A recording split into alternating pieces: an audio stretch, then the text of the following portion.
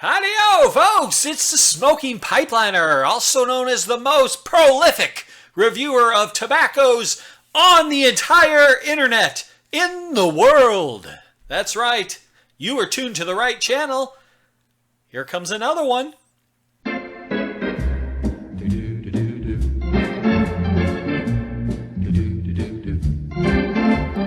So it's obviously, you know what we're going to be checking over today, and that is the new Cornell and Diehl's Seersucker.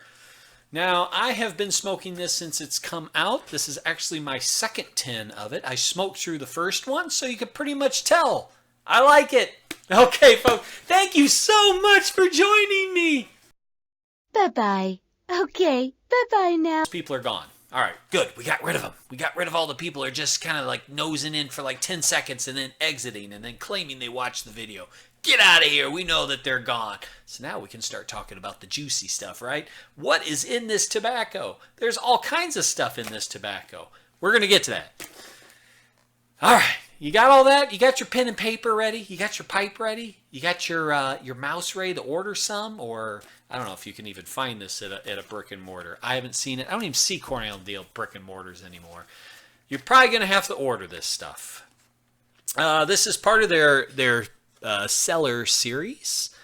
And it's got everything in it. But I think there's tobacco in it. Anyway, it's a plug. It's supposed to be a plug. And it's a messy plug at that. It's really thick and appears to be semi-whole leaf plug. But it could almost be a crumble cake too because of how moist and I mean, it's not like a solid plug like Peterson's 3Ps is. You know, that's like a brick that you need a knife to slice through. This you could probably pull apart with your hands if you had to. Thing is, when you grab the knife, it pretty much just crumbles the pieces. You're not going to be able to cut this into a flake, is what I'm saying. Maybe if you dried it out for a long period of time. That's the other thing, too. The preparation for this tobacco is one of the most extensive ones that I've come across in my tobacco smoking career.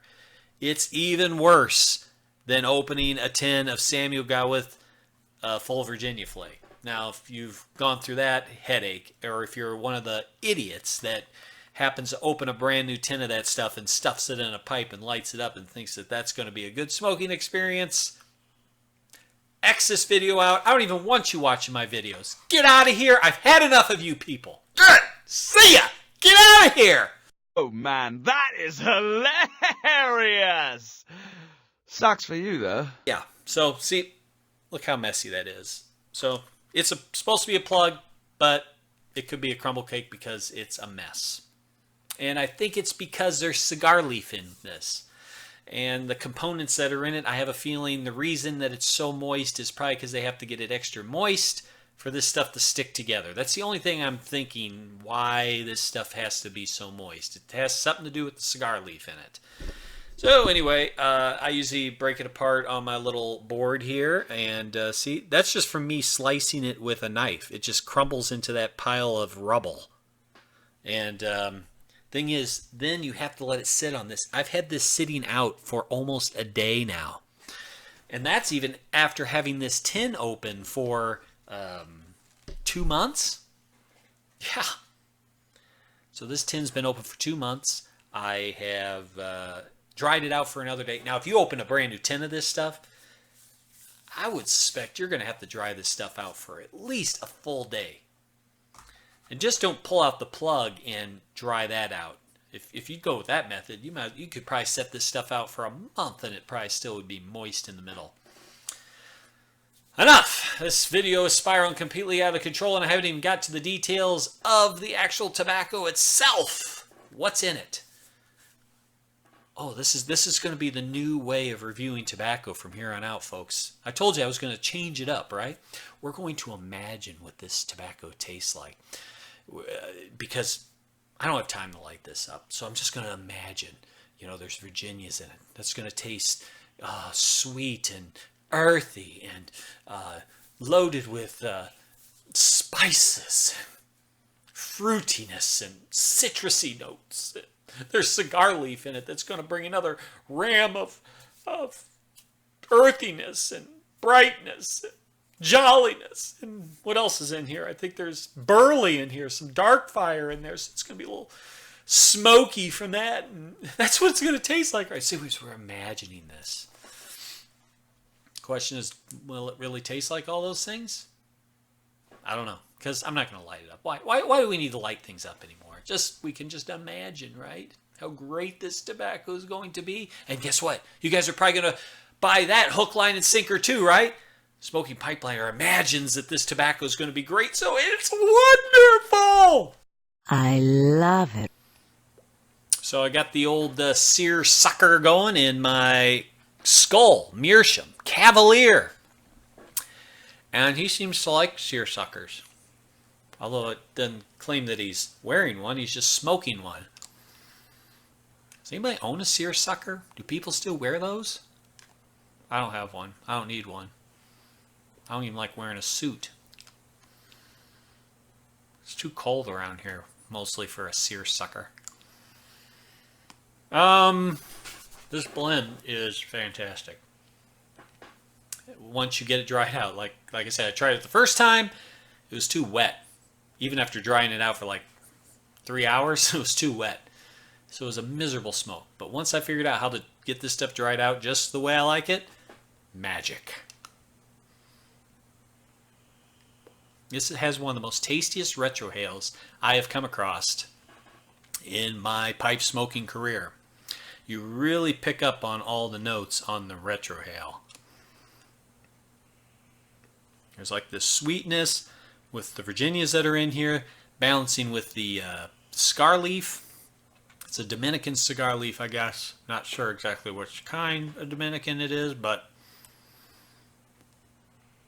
or how much is in it. But it does have a very distinct flavor, and man, is it balanced just right. They really balance this blend out. And there's some Turkish in here too, I think. Along with, supposedly, from what I've read, Black Cavendish as well. I personally have looked through the tobacco under a microscope, and I can't quite detect it. Well, I take that back. It may look like Black Cavendish. I'm not sure. I'll get back to you on that. But that might be the component that makes this unique tasting, perhaps. It's that play of what the Black Cavendish does with the cigar leaf. Interesting combo. Whatever it is, whatever all is in here, it is a very balanced, smooth smoke. And I highly recommend it. This blend is going to be probably up there in the top 5 of my tobaccos of the year of this year, I think. I can't seem to think that there's going to be too many more that are going to bump it out of the top 5. Yeah, it's that good. Mm-hmm. It is. It's very good. What's that? You want to try some? Well, then order some. But it's going to be a hassle. It is. It's a hassle blend. I've contemplated just cutting up the whole plug and then just drying it out on a cookie sheet and then jarring it back up. But for aging purposes, it's probably going to be good in this cake plug version. And that's the other thing too. This is supposed to be aged, and I'm smoking this fresh and it's really good. So what's this stuff going to taste like in 5 to 10 years? Hopefully it's not encased in mold. Moldy seersuckers. It'd be like a mothy seersucker. Seersucker infested with moths. Or a seersucker infested with mold and mildew. That's not the case yet. So, anything else you want to know? You know something? I could have gone the rest of my life without knowing that.